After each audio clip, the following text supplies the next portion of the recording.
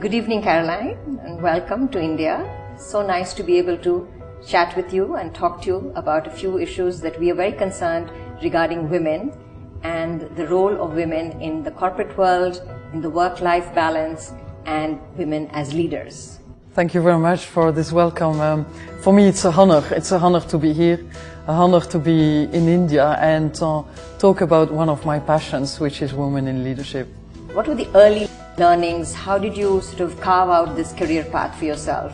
So very early on in my career, I started to realize that you needed to fight for where you wanted to be and where you wanted to grow. Because a lot of people around you are very ambitious, looking forward towards their future, and I was just trying to do my job very well until the first day that I was confronted with the promotion of a colleague of mine that started in the company at the same time. And in the afternoon I had my boss coming to my office and saying, you know, Caroline, this afternoon we're going to announce the promotion of Bernard. And he said, well, you know, you have probably other priorities, you just got a baby, you're pregnant of your second, and you know, Bernard is here and he has not been absent during a certain number of months, and don't worry, your promotion is going to come, but not right now. And that was the point in time I realized, oh, I need to take care of myself here. Because he didn't say that Bernard was better than I, he just was talking about the fact that I was a woman and that I may have had other priorities. So that was kind of a trigger for me in my career, and that was after 2 years in the company.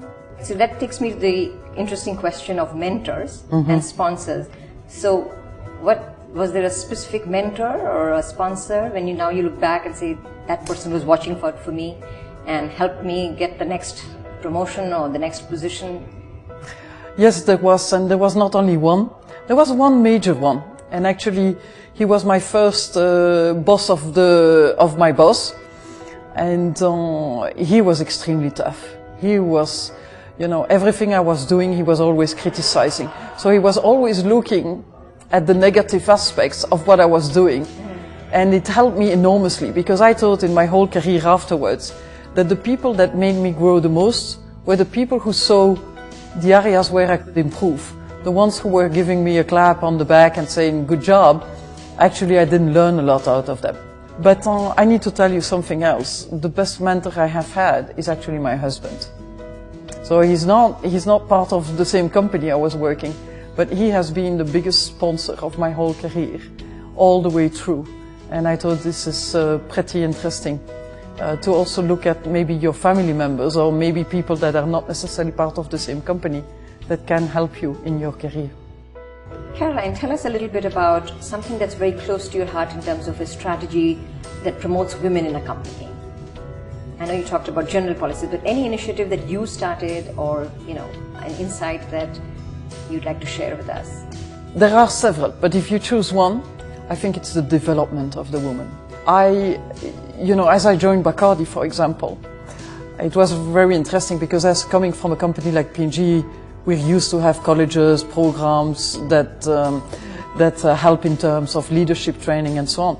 So as I developed the whole strategy for the women in leadership, development was a big paragraph. So I wanted to get going right away. So I decided that we should select the top 24 women of the company, invite them to a place. We decided it would be Miami, and make sure that as from the chairman of the company up to the CEO and then the leadership, we would be in front of those 24 women, explaining the strategy of the company from a business standpoint, explaining what leadership means, what executive communication means, so all those characteristics that are typically needed to be successful as you grow in the company.